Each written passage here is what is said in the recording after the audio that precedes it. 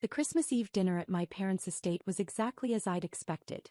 Excessive, expensive, and designed to showcase my brother Derek's success while highlighting my apparent failure. Crystal champagne flutes lined the mahogany table. The centerpiece was an elaborate arrangement of white roses and gold-dusted pine cones that probably cost more than most people's monthly rent. My mother had hired a private chef who was currently plating the third course of our 7-course meal. I sat at the far end of the table in a simple black dress, while everyone else sparkled in designer holiday attire. Derek held court at my father's right hand, wearing a custom Tom Ford suit and a Rolex that caught the candlelight with every gesture. The Singapore deal closed yesterday, Derek announced, swirling his wine. 42 million. The firm is calling it the deal of the year. My father beamed with pride. That's my boy. A real businessman. Built his career from the ground up at one of the most prestigious corporate law firms in the city. Hardly from the ground up, Dad, Derek said with false modesty. You did introduce me to half the partners at the country club. Networking is a skill, my mother said. You capitalized on opportunities. That's what successful people do. My sister-in-law Amanda, Derek's wife of 3 years, touched his arm adoringly. He works so hard. 80-hour weeks sometimes. But that's what it takes to make senior partner before 40. Partnership announcement is coming in March, Derek said confidently. My billable hours are 30% higher than any other associate. It's practically guaranteed. My Uncle Richard raised his glass. To Derek, the pride of the Morrison family. Everyone drank. No one looked at me. The chef placed the next course in front of us. Some kind of deconstructed duck with microgreens and a reduction sauce. My phone buzzed in my purse. I ignored it. So, Emma, my Aunt Caroline said, finally acknowledging my existence. How's the receptionist job going? It's going well, I said calmly, cutting into my duck. Derek snorted. Still answering phones in the lobby? Got it. You're 30 years old. At least you have a job, I guess. The table tittered with polite laughter. What company is it again? Amanda asked, her tone suggesting she already knew and found it amusing. Meridian Solutions, I said. Never heard of it, Derek said dismissively. Some small firm, I assume. Can't be very important if they have their receptionist working on Christmas Eve. I'm not working today, I said. But you're always on your phone, my mother said with a sigh. Even at family dinner. Shrewd Emma. Whatever calls your screening can wait. You're right, I said, placing my phone face down on the table. I apologize. Derek leaned back in his chair, warming to his subject. You know what Emma's problem is? No ambition. She could have gone to law school like me, but she chose some liberal arts degree. Philosophy was it. Economics and business administration, I corrected quietly. From Wharton. Same difference, Derek waved his hand. Useless degree. You should have networked more, made connections. Instead, you're answering phones while I'm closing multimillion-dollar deals. My father nodded sadly. We did try to help you, Emma. I offered to introduce you to people in my business circles. You always declined. I appreciated the offers, I said. I wanted to build my career independently. And look where that got you, my mother said. A receptionist at 30. Meanwhile, Derek is on track for senior partner at Morrison, Hart & Associates. Actually, it's Morrison, Hart, Davidson and Lee now, Derek corrected. They added Lee last month after the Seoul office expansion. I'm heading up the international division. More congratulations flowed around the table. My younger cousin Michael, who just graduated college, looked at Derek with open admiration. That's what I want, Michael said. Real success. Corner office, expense account, respect. Then don't be like Emma, Derek said laughing. Don't settle for answering someone else's phone calls. Be the person making the calls that matter. Amanda touched her napkin to her lips delicately. Emma, have you considered going back to school? Maybe getting a real degree? It's not too late to salvage your career. I'm content with my position, I said. Content, Derek repeated mockingly. That's exactly the problem. You're content with mediocrity. Winners are never content. They always want more, achieve more, become more.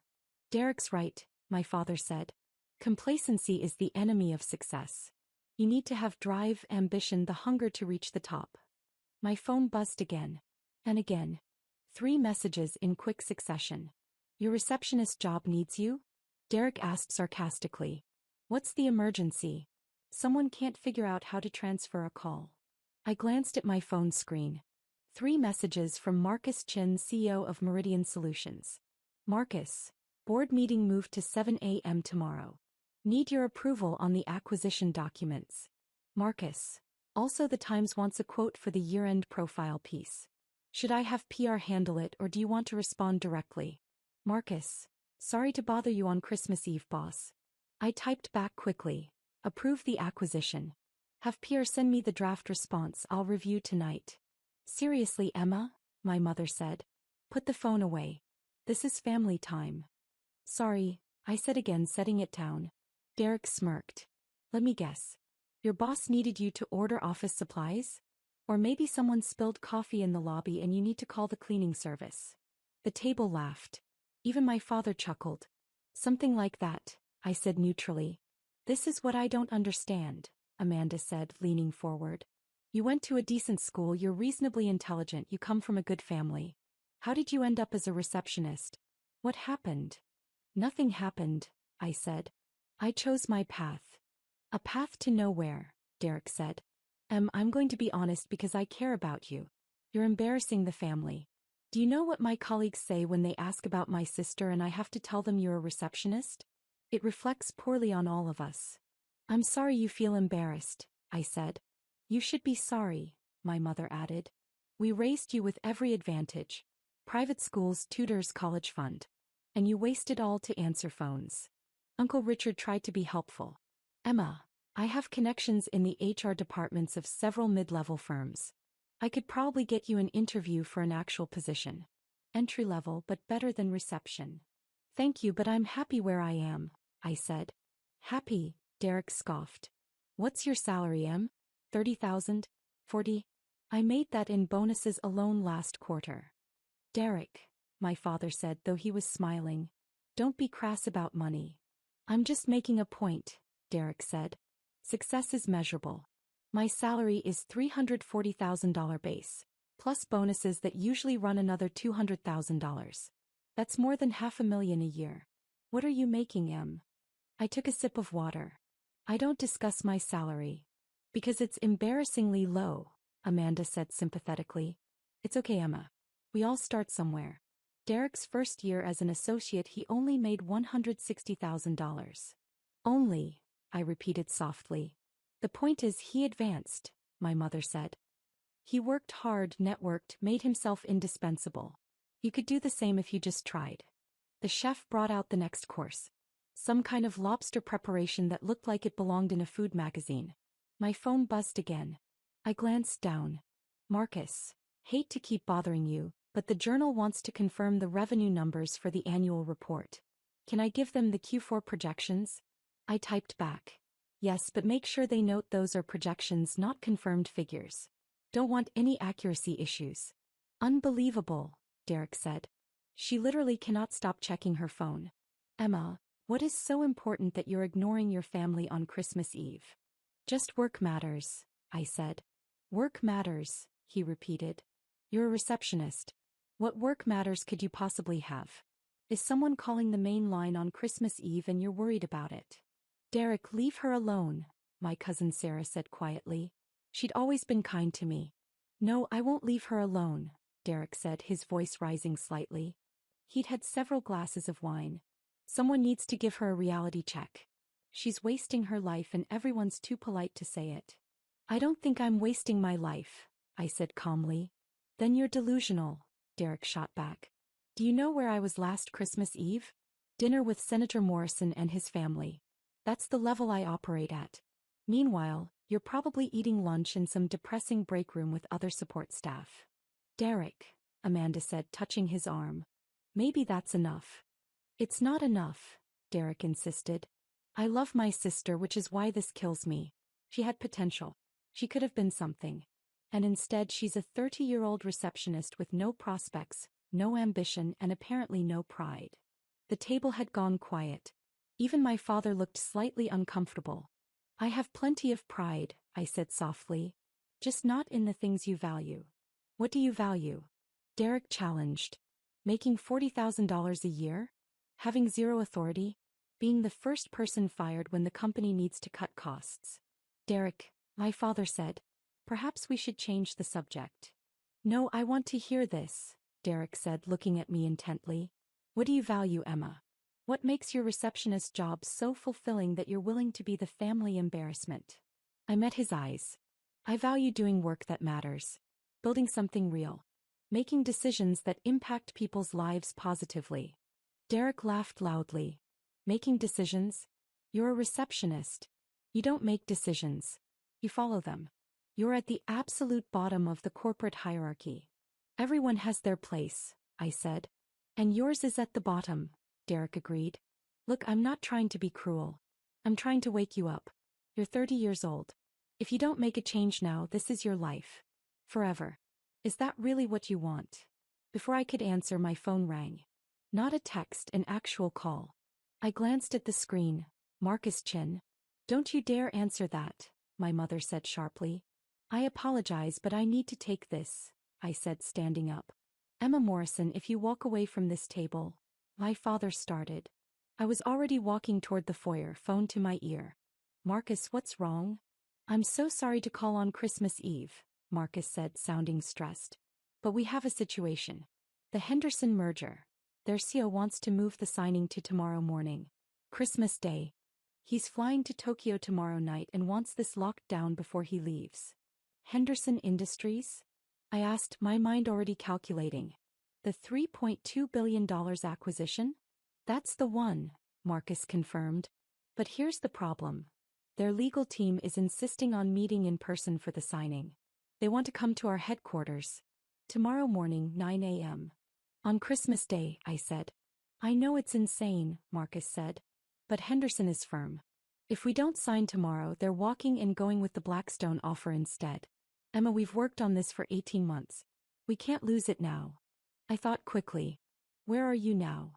At my mother-in-law's in Connecticut, he said. I can be back in the city in 2 hours. Who else can we get? Most of the executive team is out of state, Marcus said. Sarah's in Aspen, David's in the Caribbean, Jennifer's in California. I can probably pull together a skeleton crew, but Emma Henderson's people will expect to meet with you. You're the chairman. They'll want your signature on the documents.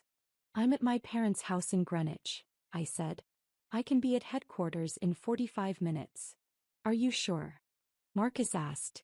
It's Christmas Eve. Your family will survive without me, I said. Set it up. Call Henderson's CEO and confirm. 9 a.m. tomorrow at our headquarters. You're a lifesaver, Marcus said, relief evident in his voice. I'll coordinate everything. I hung up and returned to the dining room. Everyone was staring at me. Everything all right? Sarah asked. Work emergency, I said, picking up my purse. I need to leave. My mother's face went red. Absolutely not. We're in the middle of Christmas dinner. I'm sorry, but this can't wait, I said. What can't wait? Derek demanded. Did someone forget how to work the phone system? Does the lobby Christmas tree need watering? It's a business matter, I said simply. A business matter, Derek repeated incredulously. You're a receptionist. You don't have business matters. You have phone calls to transfer and visitors to sign in. Nevertheless, I need to go, I said. My father stood up. Emma, sit down. Whatever this is, it can wait until after the holidays. It really can't, I said. This is ridiculous, my mother said. You're being incredibly disrespectful. We planned this dinner for weeks. And I appreciate it, I said. But I have responsibilities. Derek laughed harshly. Responsibilities? You're a receptionist. Your responsibility is to sit at a desk and smile. It's not like you're closing a major deal or managing a crisis. Your support staff, Emma. Replaceable, forgettable support staff. Derek, Sarah said sharply. That's enough. It's not enough, Derek insisted. She's walking out on Christmas dinner for a job that doesn't matter. For a position with zero importance. She needs to understand how pathetic this is.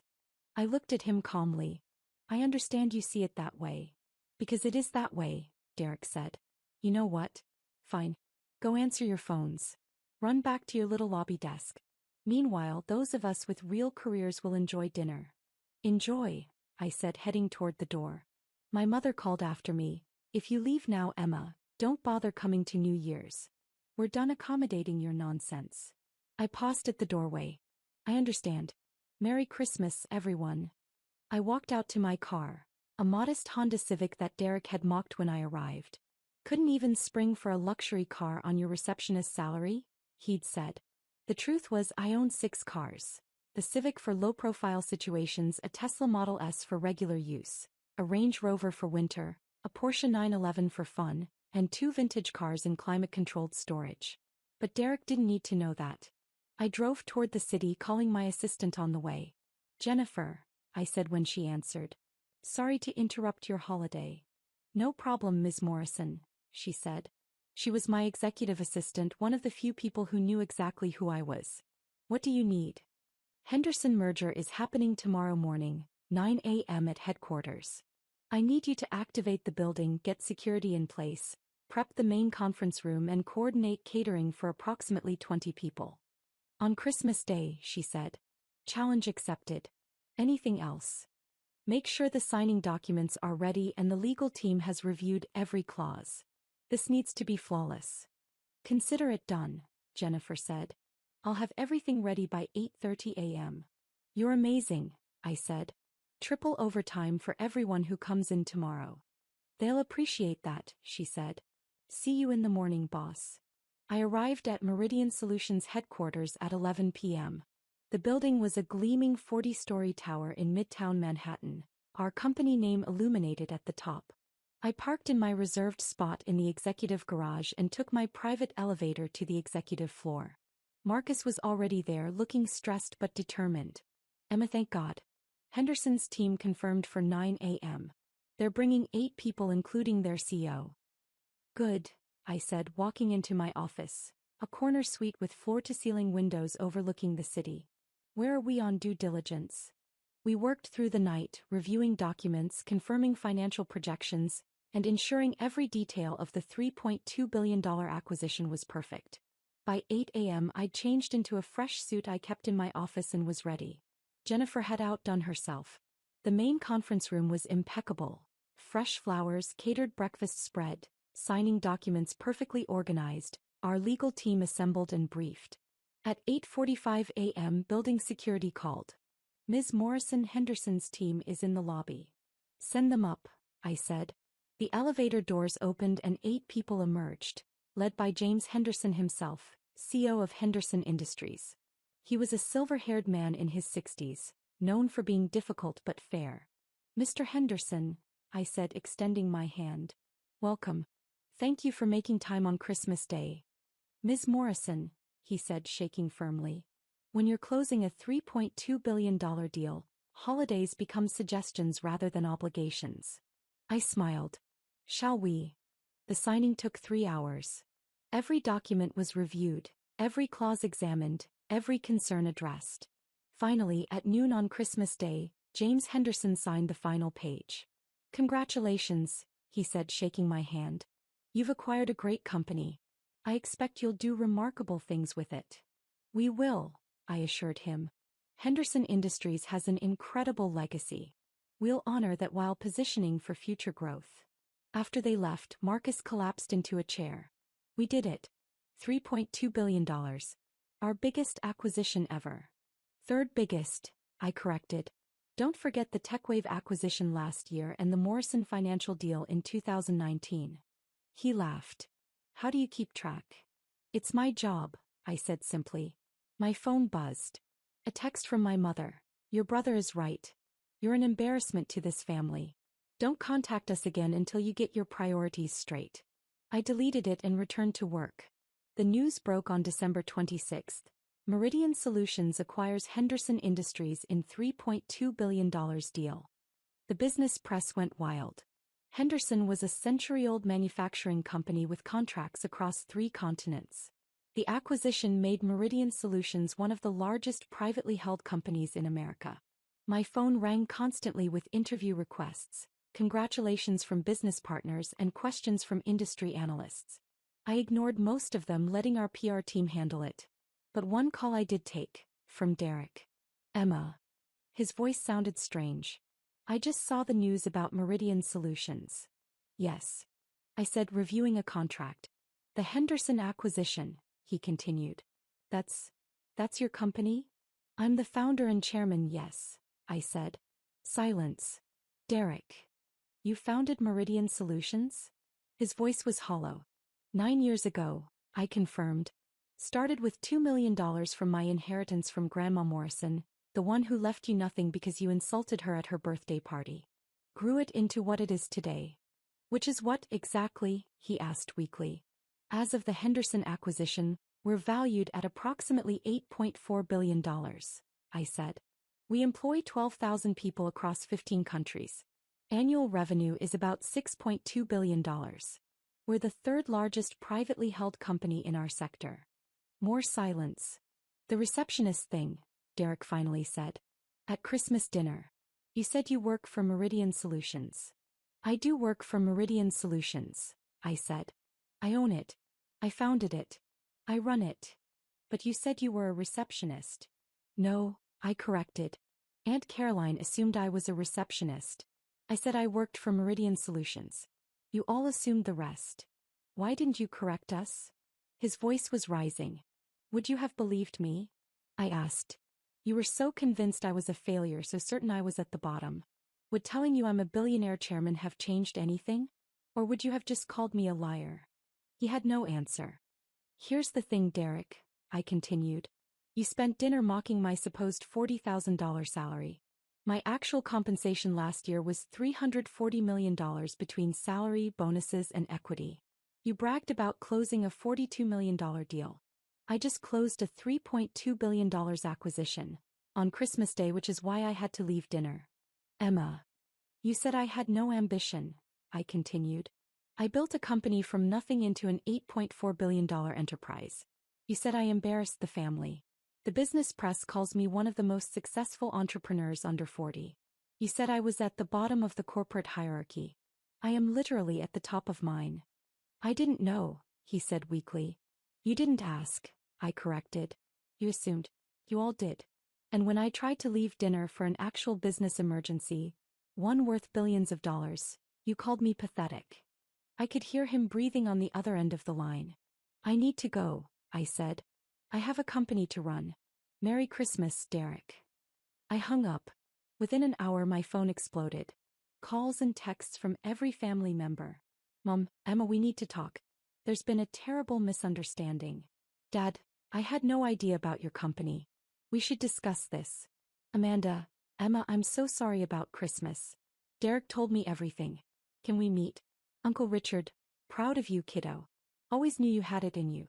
I ignored them all except one, from Sarah. I knew you were more than you let on. Congratulations on the acquisition. Drinks next week. I responded, absolutely. I'll have my assistant coordinate. The interview requests intensified. Forbes wanted a cover story. The Wall Street Journal wanted an exclusive on the Henderson deal. Bloomberg wanted to profile my journey from startup to billion-dollar empire. I selected carefully, agreeing to a few strategic interviews that would position Meridian Solutions for our next phase of growth. The Forbes interview ran in February. The cover showed me in my office, the Manhattan skyline behind me. Emma Morrison, the billionaire you've never heard of. The article detailed everything. How I'd started Meridian Solutions at 21 with my inheritance, how I'd built it through strategic acquisitions and organic growth, how I'd deliberately maintained a low profile to avoid media scrutiny while I built the business. One quote I particularly liked. Morrison operates with a rare combination of ambition and humility. While other tech billionaires seek the spotlight, she's been quietly building one of America's most successful private companies. Her approach is simple. Hire the best people, empower them, and stay focused on long-term value creation rather than short-term publicity. The article also mentioned, almost as an aside, that my younger brother Derek was an associate at a mid-level corporate law firm. The reporter had clearly done their research and noted the irony. My parents called immediately after the Forbes issue hit newsstands. Emma, my mother said, her voice strained. We need to talk about this article. What about it? I asked, reviewing quarterly projections. It makes Derek look bad, she said. Mentioning him like that, comparing his career to yours. It's humiliating for him. I didn't mention Derek, I pointed out. The reporter included that detail on their own. You could have asked them to remove it, my father said. He was on speaker. Why would I do that? I asked. Because he's your brother, my mother said. Because family protects family. I set down my pen. Did Derek protect me at Christmas dinner? When he called me an embarrassment. When he said I was pathetic. When he mocked my supposed receptionist job in front of the entire family. Silence. Did you protect me? I continued. When you told me I was wasting my life. When you said I reflected poorly on the family. When you uninvited me to New Year's because I left dinner for a $3.2 billion business deal. We didn't know, my father said weakly. You didn't ask, I corrected, the same words I'd said to Derek. You assumed. You judged. You mocked. And you never once considered that maybe, just maybe, you didn't have the full picture. Emma, please, my mother said. We're your family. We made mistakes, but we love you. Do you? I asked quietly. Or do you love what I've accomplished? Would you be calling if Forbes hadn't put me on their cover? If I really were a receptionist making $40,000 a year, would you want to talk to me now? Neither answered. I need to go, I said. I have a meeting with the Singapore development team. Emma, wait, my father started. I hung up. Derek showed up at my office a week later. Building security called first. Ms. Morrison, there's a Derek Morrison in the lobby requesting to see you. Does he have an appointment? I asked. No, ma'am. He says he's your brother. I considered. Send him up. He arrived looking diminished somehow. The confident swagger from Christmas dinner was gone. He stood in my office doorway, taking in the view, the furniture, the obvious markers of success. This is quite an office, he said. Thank you, I said, not standing. What can I do for you, Derek? He sat down without being invited. I came to apologize. Okay. That's it, he asked. Just okay. What do you want me to say? I asked. You've apologized. I've acknowledged it. Is there something else? He looked uncomfortable. I was cruel at Christmas dinner. I said terrible things. I mocked you, belittled you, called you an embarrassment. And I was completely wrong. Yes, I agreed. You were. I didn't know. That I was successful? I interrupted. So if I really were a receptionist, your comments would have been acceptable? He flushed. No, that's not what I meant. Then what did you mean? I asked calmly. He struggled. I thought you were wasting your potential. I thought you'd given up. And that justified public humiliation? I asked. Mocking me in front of the entire family? Calling me pathetic?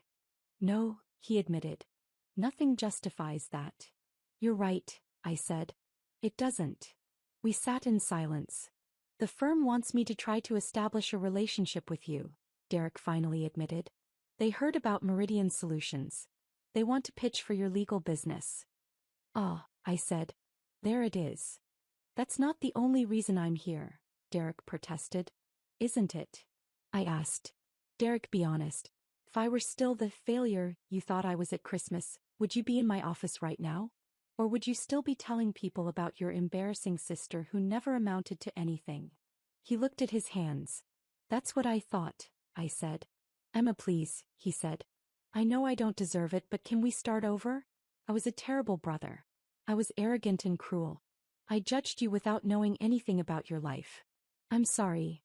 I considered him. I accept your apology. His face brightened. Thank you. That means. But I don't forgive you, I continued. And Meridian Solutions already has excellent legal counsel. We won't be needing your firm's services. The brightness faded. Emma.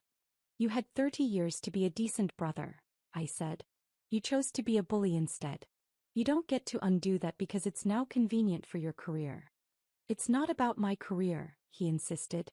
Isn't it? I asked. You just admitted your firm sent you here. You want something from me, Derek. Just like you've always wanted something.